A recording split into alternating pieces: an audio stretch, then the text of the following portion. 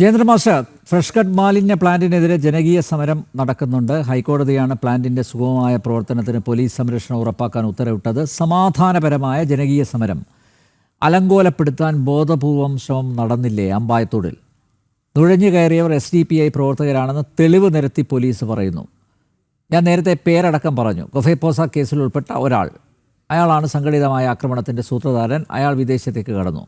വരുന്ന തദ്ദേശ തെരഞ്ഞെടുപ്പിൽ SDPI സ്ഥാനാർത്ഥിയെ അവിടെ മത്സരിക്കാൻ ഇയാൾ കോപ്പ് കൂട്ടുന്നുണ്ട്. ഇതെല്ലാം പോലീസ് പറഞ്ഞതാണ് ഞാൻ ആവർത്തിക്കുന്നത്.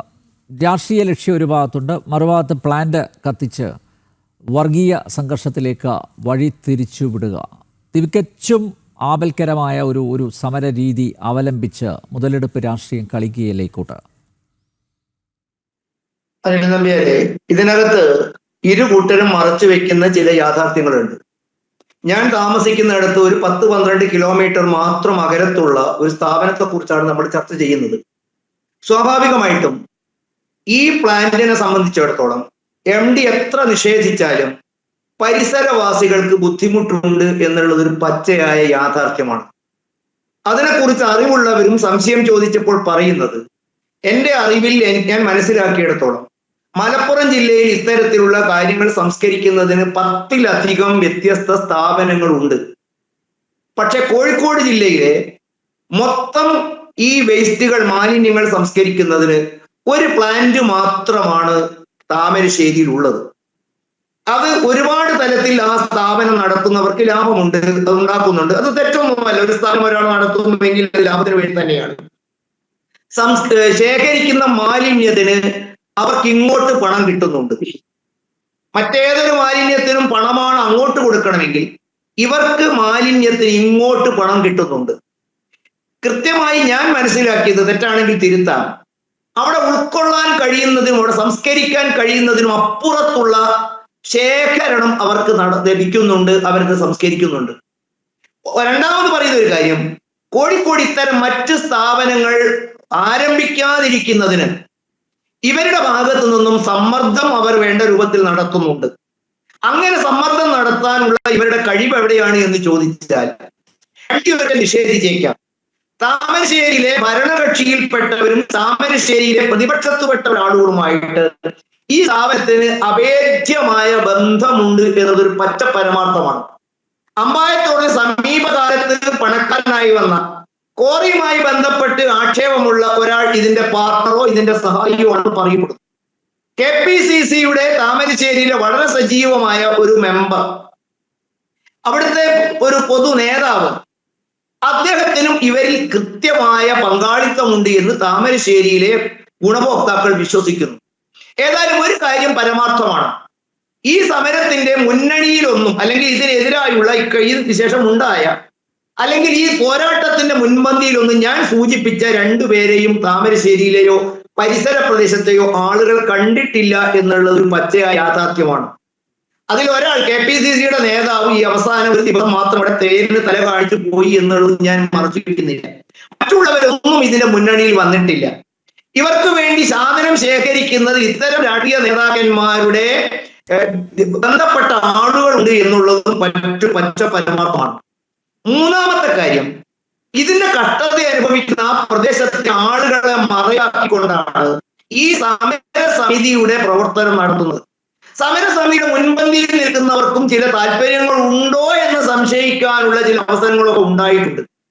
വളരെ കൃത്യമായിട്ടും ബോധ്യത്തോടെയും ഞാൻ പറയും, താമരശ്ശേരിയുടെ ചരിത്രം അറിയാവുന്ന കേരളത്തിലെ പോലീസ് സേന ഈ സമരവുമായി ബന്ധപ്പെട്ട് അവർക്ക് കിട്ടിയ മുന്നറിയിപ്പുകളൊന്നും അവർ പരിപാലിച്ചിട്ടില്ല.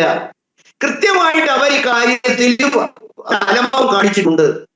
ഇവിടെ നമ്മളിപ്പോ സംശയിക്കേണ്ടത്, കൃത്യമായിട്ട് ഇതിനകത്ത് നുഴഞ്ഞു കയറ്റം സംഭവിച്ചിട്ടുണ്ട് എന്നതിന് വലിയ തെളിവുകളൊന്നും ആവശ്യമില്ല.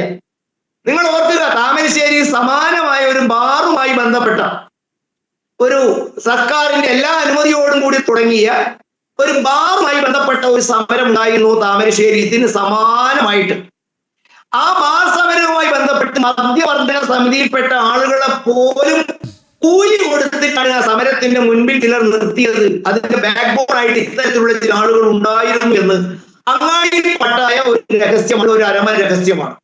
അവസാനം പരിസമാപ്തി എന്തായിരുന്നു?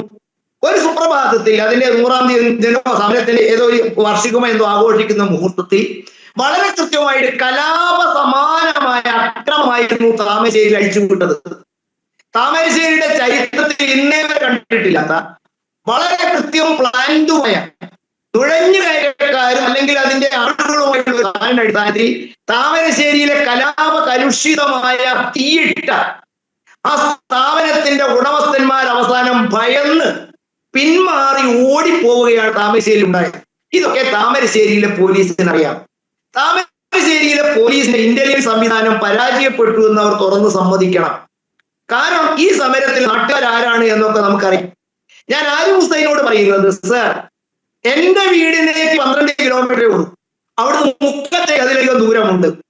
മുക്കത്ത് നിന്നും അത് പോയിട്ട് നമ്മൾ വീണ്ടും എത്രയോ കിലോമീറ്റർ അപ്പുറത്തേക്കാണ് ഈ മഞ്ചേരിയും അരീക്കോടും കഴിഞ്ഞു പോണം മഞ്ചേരി.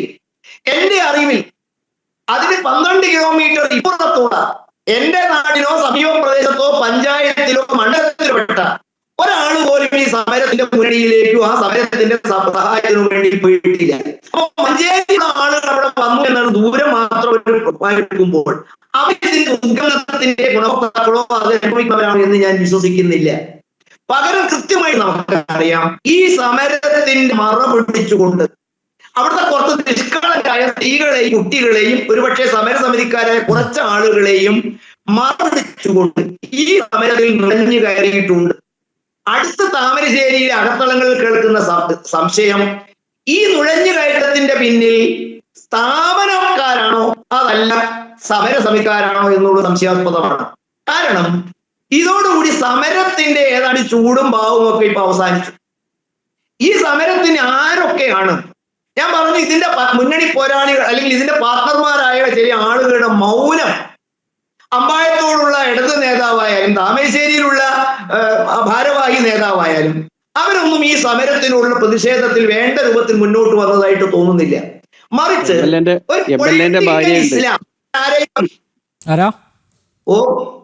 ഒരു പ്രധാനപ്പെട്ട MLA ഭാര്യ ഇതിന്റെ പിന്നെ ഫൗണ്ടർ ഡയറക്ടറാണ്. ഏതാ ഈ സ്ഥാപനത്തിന്റെയോ? ഞാൻ അതൊക്കെയാണ് സർ പറയുന്നത്. ഞാനത് പച്ചയിൽ പറയാത്തത് അത് പിന്നീട് ഒരു ബുദ്ധിമുട്ടുണ്ടാവേണ്ട എന്നതുകൊണ്ടാണ്. അപ്പൊ ഒരു തരം നിഗൂഢത ഈ സ്ഥാപനത്തിന്റെ പ്രവർത്തനത്തിലുണ്ട്. ആ സ്ഥാപനത്തിന്റെ ഉടമസ്ഥന്മാരെയും സഹായികളെയും സംബന്ധിച്ച് ഭരണ പ്രതിപക്ഷ ഉന്നതങ്ങളിൽ സ്വാധീനമുള്ളവരുണ്ട്. അതൊരു പരമാർത്ഥമാണ്. തലേ ദിവസം പോലീസ് വിളിച്ച സർവകക്ഷി യോഗത്തിൽ ഒരുപാട് നിർദ്ദേശങ്ങൾ മുന്നോട്ട് വന്നിരുന്നു. ഇവിടെ MDയും മറ്റുള്ളവർ എന്തൊക്കെ പറഞ്ഞാലും ഞാനായിരുന്നു ആ പരിസരത്തുള്ളവരെങ്കിൽ ഈ സമരത്തിന് മുന്നിൽ ഞാൻ നിൽക്കും. ആരിപ്പായിരുന്നു ആ പ്രദേശത്ത് താമസിക്കുന്നതെങ്കിൽ നിങ്ങളും ആ സമരത്തിന് മുന്നിൽ ഉണ്ടാകും. കാരണം അവിടെ ഉൾക്കൊള്ളാൻ കഴിയുന്നതിനേക്കാളും എത്രയോ ഉയർന്ന അളവിൽ മാലിന്യം അവിടെ എത്തിച്ചേരുന്നുണ്ട് എന്നതൊരു പരമാർത്ഥമാണ്. അവിടെ മാലിന്യ സംസ്കരണവുമായി ബന്ധപ്പെട്ട് കോടതിയിൽ രേഖകൾ എന്തൊക്കെ സംസാരിച്ചാലും പരിസരവാസികളെ സംബന്ധിച്ചിടത്തോളം ജീവിതം ദുസ്സഹമാണ്. പറയുന്നതിൽ കുറച്ചൊക്കെ എക്സാജറേറ്റ് ഉണ്ടെങ്കിൽ പോലും ചൊച്ചിലും കണ്ണുനീറ്റലും ദുർഗന്ധവും കിടന്നുറങ്ങാൻ ബുദ്ധിമുട്ടും ശ്വാസം മുട്ടും പ്രത്യേകിച്ച് മഞ്ഞുകാലത്തിന്റെ ആരംഭത്തിൽ പ്രഭാതത്തിൽ ഈ മഴക്കാലഘട്ടങ്ങളിലൊക്കെ പരിസരവാസികൾ ഒരു അനുഭവിക്കുന്ന ബുദ്ധിമുട്ടുകൾ വളരെ വലുതാണ്. പക്ഷെ ഇപ്പൊ ഇതിനുണ്ടായിരിക്കുന്നത് ഇത്തരം സമരങ്ങളുടെ പുറകിൽ കേരളത്തിന്റെ ചരിത്രം പരിശോധിച്ചാൽ ജനകീയ സമരങ്ങളെ മറയാക്കി ഇത്തരത്തിലുള്ള മുന്നണി പോരാളികളായി വരികയും അവിടെ കലാപ സമാനമായ സാഹചര്യം ഉണ്ടാക്കുകയും അതുവഴി ജനങ്ങളുടെ വിശ്വാസം ആർജിക്കുകയും അതുവഴി തങ്ങളുടെ ഹിഡൻ അജണ്ടകൾ നടപ്പിലാക്കുകയും ചെയ്യുന്ന ദുഷ്ടശക്തികളുടെ കേടിരംഗമായ കൂടിയായ, ഞാൻ എല്ലാവരും അങ്ങനെയാണ് അർത്ഥം ഞാൻ പറയുന്നത്, താമരശ്ശേരിയുടെ മുൻ ചരിത്രത്തിൽ അത്തരം സമരത്തിൽ കൃത്യമായ അജണ്ടയോടെ നുഴഞ്ഞു കയറുകയും കലാപം അഴിച്ചു വിടുകയും തീ കൊളുത്തുകയും അവിടെ രക്തം ചീറ്റുകയും അതിന്റെ മറവിൽ തങ്ങളുടെ അജണ്ടകൾ നടപ്പിലാക്കുകയുമായ അനുഭവം താമരശ്ശേരിയിൽ ഉണ്ടായിട്ടുണ്ട്.